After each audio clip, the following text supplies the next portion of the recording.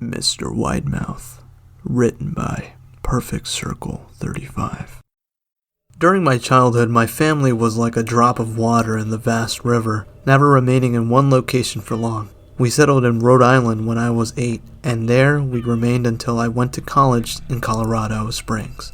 Most of my memories are rooted in Rhode Island, but there are fragments in the attic of my brain which belong to the various homes we had lived in when I was much younger. Most of these memories are unclear and pointless, chasing after another boy in the backyard of a house in North Carolina, or trying to build a raft to float on the creek behind the apartment we rented in Pennsylvania, and so on. But there is one set of memories which remain as clear as glass, as though they were just made yesterday. I often wonder whether these memories are simply lucid dreams produced by long sickness I experienced in the spring. But in my heart, I know they are real.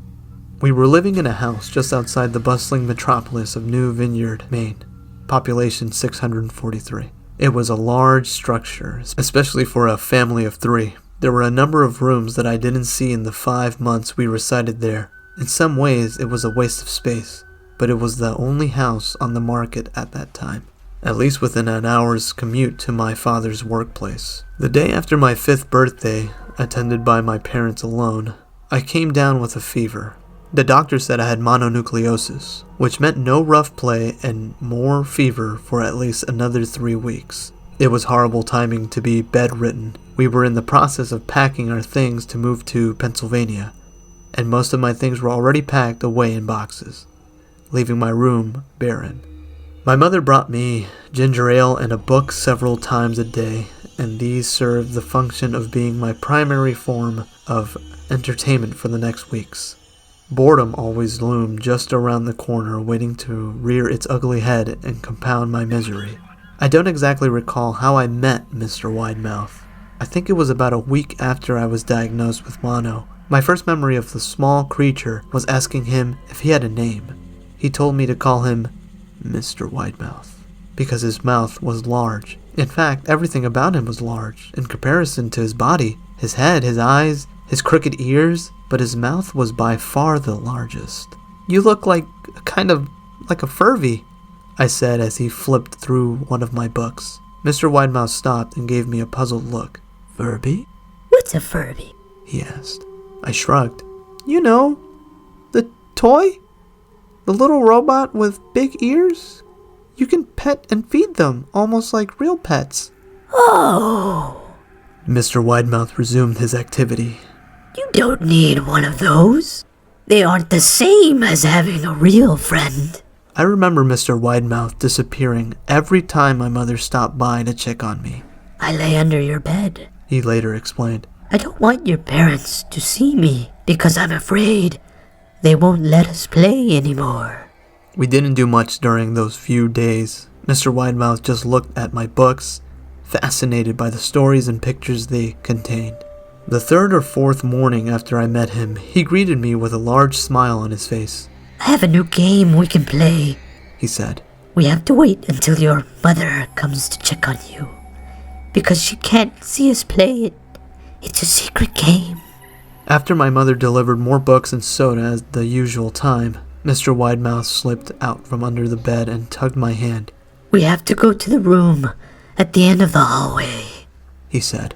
I objected at first, as my parents had forbidden me to leave my bed without their permission, but Mr. Widemouth persisted until I gave in. The room in question had no furniture or wallpaper. Its only distinguishing feature was a window opposite of the doorway. Mr. Widemouth darted across the room and gave the window a firm push, flinging it open. He then beckoned me to look out at the ground below. We were on the 2nd story of the house, but it was on a hill, and from his angle, the drop was farther than 2 stories due to the incline. "I like to play pretend up here," Mr. Widemouth explained. "I pretend that there is a big, soft trampoline below this window, and I jump. If you pretend hard enough, you'll bounce back like a feather. I want you to try." I was a 5-year-old with a fever, so only a hint of skepticism darted through my thoughts as I looked down and considered the possibility. "It's a long drop," I said. "But that's all part of the fun. It wouldn't be fun if it wasn't only a short drop. If it were that way, you might as well just bounce on a real trampoline. I toyed with the idea, picturing myself falling through thin air only to bounce back to the window on something unseen by human eyes, but the realist in me prevailed. "Maybe some other time," I said. "I don't know if I have enough imagination. I could get hurt." Mr. Widemouth's face contorted into a snarl, but only for a moment. Anger gave way to disappointment. "If you say so," he said. He spent the rest of the day under my bed, quiet as a mouse. The following morning, Mr. Widemouth arrived holding a small box. "I want to teach you how to juggle," he said. "Here are some things you can use to practice before I start giving you lessons." I looked in the box. It was full of knives. "My parents would kill me," I shouted, horrified that Mr. Widemouth had brought me knives into my room, objects that my parents would never allow me to touch. "I'll be spanked and grounded for a year." Mr. Widemouth frowned.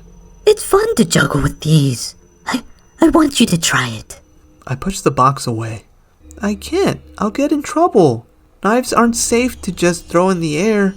Mr. Widemouth's frown deepened into a scowl. He took the box of knives and slid under my bed, remaining there the rest of the day. I began to wonder how often he was under me. I started having trouble sleeping after that. Mr. Widemouth often woke me up at night, saying he put a real trampoline under the window, a big one that I couldn't see in the dark. I always declined and tried to go back to sleep, but Mr. Widemouth persisted. Sometimes he stayed by my side until early in the morning, encouraging me to jump. He wasn't so fun to play with anymore. My mother came to me one morning and told me I had her permission to walk outside. She thought the fresh air would be good for me, especially after being confined in my room for so long. Ecstatic, I put on my sneakers and trotted out to the back porch, yearning for that feeling of sun on my face. Mr. Widemouth was waiting for me. "I have something I want you to see," he said. I must have given him a weird look, because he then said, "It's safe, I promise." I followed him in the beginning of a deer trail, which ran through the woods behind the house. "This is an important path," he explained. "I've had a lot of friends about your age. When they were ready, I took them down this path to a special place. You aren't ready yet, but one day, I hope to take you there." I returned to the house wondering what kind of place lay beyond that trail. 2 weeks after I met Mr. Widemouth, the last load of our things had been packed into a moving truck. I would be in the cab of that truck, sitting next to my father for the long drive to Pennsylvania. I considered telling Mr. Widemouth that I would be leaving, but even at 5 years old, I was beginning to suspect that perhaps the creature's intentions were not to my benefit, despite what he had said otherwise. For this reason, I decided to keep my departure a secret. My father and I were in the truck at 4 a.m. He was hoping to make it into Pennsylvania by lunchtime tomorrow, with the help of the endless supply of coffee and a 6-pack of energy drinks. He seemed more like a man who was about to run a marathon rather than one who was about to spend 2 days sitting still. "Early enough for you?" he asked. I nodded and placed my head against the window, hoping to get some sleep before the sun came up. I felt my father's hand on my shoulder. "This is the last move, son. I promise. I know it's hard for you, as sick as you've been. Once Daddy's got promoted, we can settle down and you can make friends." I opened my eyes and we backed out of the driveway. I saw Mr. Widemouth's silhouette in my bedroom window. He stood motionless until the truck was about to turn into the main road. He gave a pitiful little wave goodbye, steak knife in hand. I didn't wave back. Years later, I returned to New Vineyard. The piece of land of our house stood upon was empty except for the foundation, as the house burned down a few years ago after my family left. Out of curiosity, I followed the deer trail that Mr. Widemouth had shown me. Part of me expected him to jump out from behind a tree and scare the living bejesus out of me, but I felt that Mr. Widemouth was gone, somehow tied into the house that no longer existed. The trail ended at the New Vineyard Memorial Cemetery. I noticed that many of the tombstones belonged to children.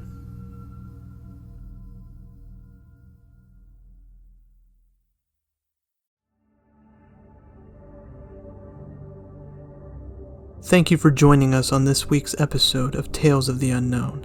I hope you enjoyed the journey into the mysteries we've explored today. Don't forget to subscribe and leave a review on Spotify, Apple Podcasts, or wherever you get your podcasts. Thank you again for listening to Tales of the Unknown. I'll see you next week with a brand new episode.